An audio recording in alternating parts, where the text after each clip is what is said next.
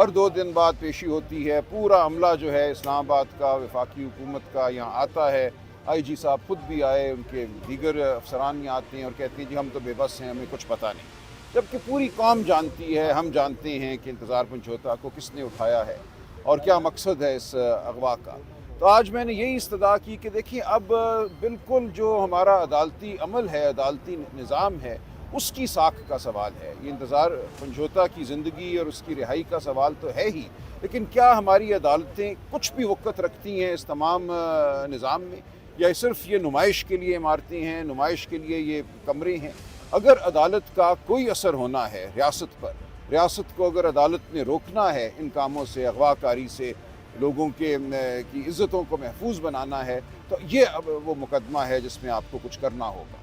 تو ہم دیکھتے ہیں، جمعے کے لیے رکھا ہے، اٹارنی جنرل صاحب نے کہا ہے وہ خود پیش ہوں گے اور خود پیش ہو کر کوئی رپورٹ پیش کریں گے، تو ہم دیکھتے ہیں کیا رپورٹ آتی ہے، اور جب انتظار بازیاب ہوں گے تو کیا ان کے ساتھ ہوا، وہ کہاں رہے، ہم کوشش کریں گے کہ وہ بھی ہم قوم کے سامنے لا سکیں، اور اگر کوئی زبابندی کا ان کے اوپر فرمان ہے تو اس کو وہ توڑ سکیں اور حقیقت عوام کے سامنے لا سکیں، اور انتہائی افسوسناک کی صورتحال ہے۔ پہلے بھی ایک میٹنگ میں اٹارنی جنرل صاحب یہ باور کرا چکے ہیں کہ وہ بہت جلد انتظار پنجھوتا سامنے آئیں گے، لیکن اس سماعت میں بھی انہوں نے مزید وقت مانگا ہے، 2 روز کا مزید جو وقت ملا ہے، تو اب لگتا ہے کہ جمعے تک باہر آ سکیں گے۔ دیکھیے لگتا ہے، دیکھیے جمعے تک آ بھی گئے تو 4 ہفتے تو ہو گئے نا، 4 ہفتوں میں جو انہوں نے ان کے ساتھ کرنا تھا وہ کر چکے ہوں گے، تو یہ تو یہی ہو رہا ہے کہ آپ کسی کو اٹھا لو، اپنی مرضی کے مطابق اس کے ساتھ سلوک کرو، اور جب دل بھر جائے تو اس کو چھوڑ دو۔ تو عدالت میں آنے کا ہمیں کیا فائدہ ہوتا ہے؟ عدالت میں آنے کا فائدہ تو تب ہو کہ ایک اغوا ہے، کوئی ایف آئی آر نہیں ہے انتظار کے خلاف، کسی تھانے میں ان کو پیش نہیں کیا گیا، کسی عدالت میں پیش نہیں کیا گیا، وہ بس گمشدہ ہیں۔ تو اس گمشدگی کے خلاف میں سمجھتا ہوں اصل جنگ ہماری ہے ہی یہ، ریاست کی جو یہ طاقت ہے کہ بغیر کسی قانون کے، ہر قانون سے ماورا وہ جو چاہے کر سکتی ہے، اسی طاقت کے خلاف ہمیں کھڑا ہونا ہے۔ جب عمران خان کہتے ہیں حقیقی آزادی ہمیں چاہیے، تو یہ مطلب ہے ان کا کہ ہم نے ہر انسان کی عزت کو، ہر انسان کے گھر کو پاکستان میں محفوظ بنانا ہے۔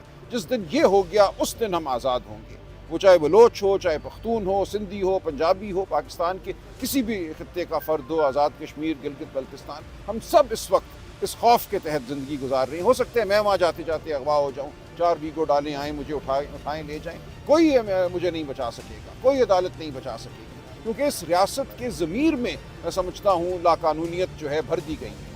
ہر 10-12 سال ہم عدالتی نظام پر، شرافت پر، سیاست پر حملہ کرتے ہیں، سیاسی پارٹیوں کو تتر بتر کرتے ہیں، ججوں کو خوفزدہ کرتے ہیں، اور پھر کہتے ہیں ہمارا عدالتی نظام کیوں اچھا نہیں ہے، ہماری سیاسی جماعتیں کیوں اچھی نہیں ہیں، کیوں اچھے لوگ سیاست کی طرف نہیں آتے، جو آنا چاہے اس کے ساتھ کیا سلوک ہوتا ہے، الیکشن میں دھاندلی کی جاتی ہے، اس کو ڈرایا دھمکایا جاتا ہے۔ میں آپ کے سامنے کھڑا ہوں، اس تمام عمل سے میں خود گزر رہا ہوں۔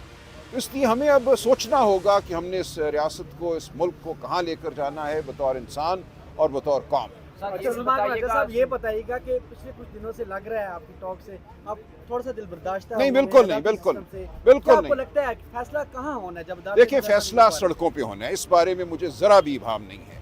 فیصلہ جو ہے بالآخر سڑکوں پہ ہوگا، یہ عدالتی عمل سے نہیں ہوگا، یہ پارلیمانی عمل سے نہیں ہوگا، یہ تب ہوگا جب آپ یہاں 4 لاکھ کی تعداد میں نکلیں گے باہر۔ اگر یہاں 8-10 ہزار آتے ہیں تو 2,000 کو تو گرفتار کریں گے، باقیوں کو مار پیٹ کے آگے پیچھے تتر بتر کر دیں گے۔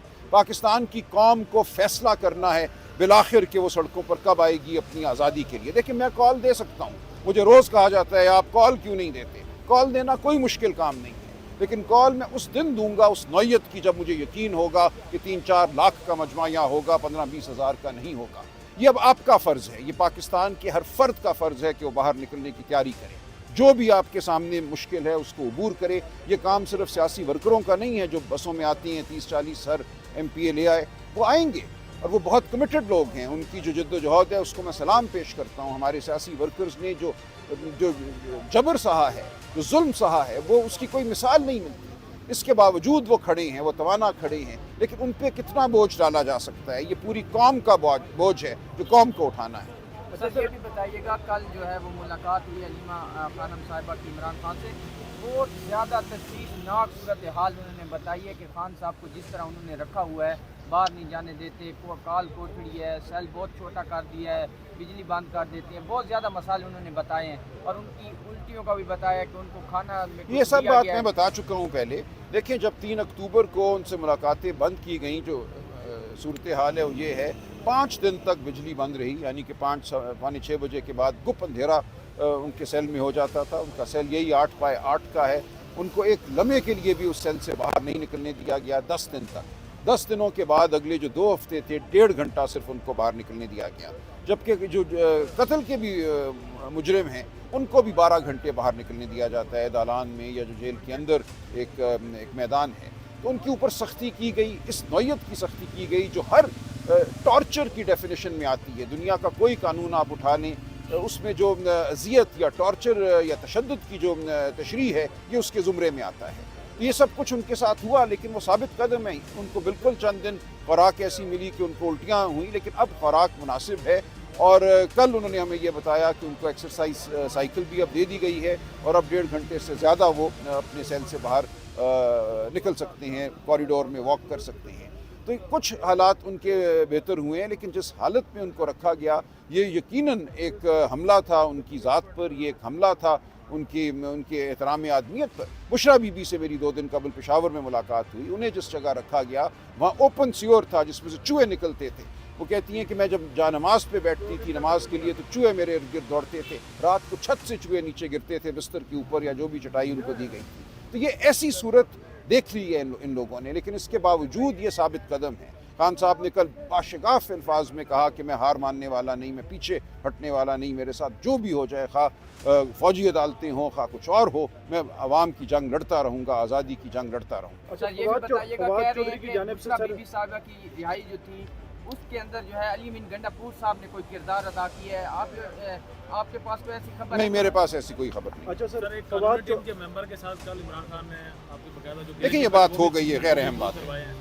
وہ بھی گلے شکوے اب آپ کے دیکھیں یہ ایک تنظیم میں نظم کی بات ہے. میرا کسی سے کوئی ذاتی جھگڑا نہیں ہے. اس تمام عمل میں ہمارا مقصد نصب العین صرف ایک ہے، بڑا نصب العین، پاکستان کے عوام کی آزادی، عمران خان کی آزادی. یہ دونوں چیزیں مشروط ہیں. ہم عمران خان کو آزاد کرائیں گے، کیسے آزاد کرائیں گے؟ روز مجھ سے یہ سوال ہوتا ہے، آپ کال کیوں نہیں دیتے، آپ ڈی چوک پہ کیوں نہیں آتے؟ میں اس سوال کا جواب رکھتا ہوں، کچھ میں نے آج عرض بھی کر دیا اور یہ جواب آپ کے سامنے آتا رہے گا اور ہم انشاءاللہ کامیاب ہوں گے. ایسے نہیں ہوگا کہ ہم ایک مہم جوئی کے عالم میں آ کر ٹکرے ماریں دیواروں کے ساتھ. ہم تب آئیں گے اور وہاں آئیں گے جہاں ہماری کامیابی یقینی ہے. سر یہ بتائیے کہ جلسوں کا اعلان کیا آپ لوگوں نے، جلسوں کا اعلان پشاور میں جی ہم کریں گے. یہاں سے عمل اب شروع ہوگا. ہم پاکستان کے ہر خطے میں جائیں گے. عوام کو متحرک کرنا ہمارا مقصد ہے. اس کے بعد عوام اپنے فیصلے خود کریں گے.